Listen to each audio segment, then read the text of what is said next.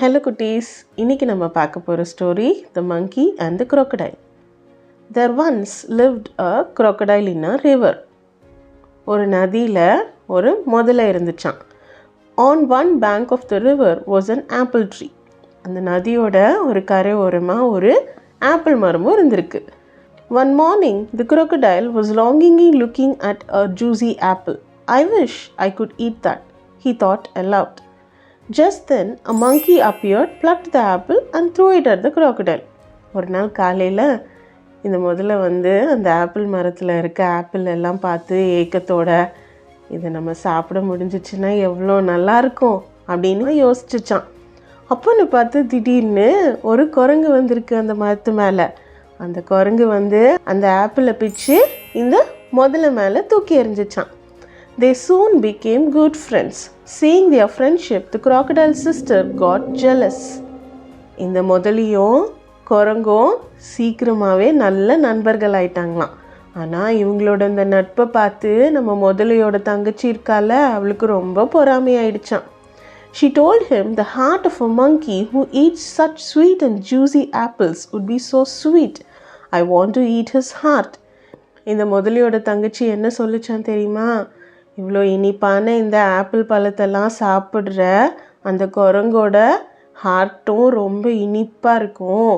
எனக்கு அந்த குரங்கோட இதயத்தை சாப்பிடணும் அப்படின்னு சொல்லியிருக்கா. The crocodile tried to convince his sister but in vain. நம்மளோட முதல்ல அவனோட தங்கச்சிக்கு புரிய வைக்கிறதுக்கு ரொம்ப முயற்சி பண்ணியிருக்கான், ஆனால் தோற்று போயிட்டான். Finally, he went to the monkey and said, "Come friend, let me take you for a ride." கடைசியில் என்ன பண்ணிட்டான் தெரியுமா? அந்த முதல்ல அந்த குரங்கு கிட்ட போயிட்டு, நண்பனே வா, என் மேலே உட்காரு, நான் உன்னை ஒரு சவாரி கூட்டிகிட்டு போகிறேன்னு சொல்லியிருக்கான். The monkey happily hopped on. நம்ம குரங்கும் ரொம்ப சந்தோஷமாக அவன் மேலே குதிச்சு ஏறி உட்காந்துக்குச்சு. In the middle of the river, the crocodile told him the entire story. நதிக்கு நடுவில் போன உடனே நம்ம முதல்ல அவன் தங்கச்சி என்ன சொன்னாலோ அது எல்லாத்தையும் குரங்கு கிட்ட சொல்லிட்டான். Oh, the monkey exclaimed, "You should have told me earlier. I left my heart on the tree."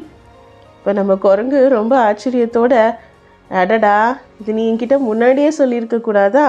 என்னோட இதயத்தை நான் மரத்து மேலேயே வச்சுட்டு வந்துட்டேனே அப்படின்னு சொல்லியிருக்கு. The foolish crocodile took the monkey back. நம்ம முட்டாள் முதல்ல என்ன பண்ணியிருக்கான்? குரங்கை திரும்ப கரைக்கு கூட்டிகிட்டு போயிருக்கான். The monkey jumped on the tree and never spoke to the crocodile again.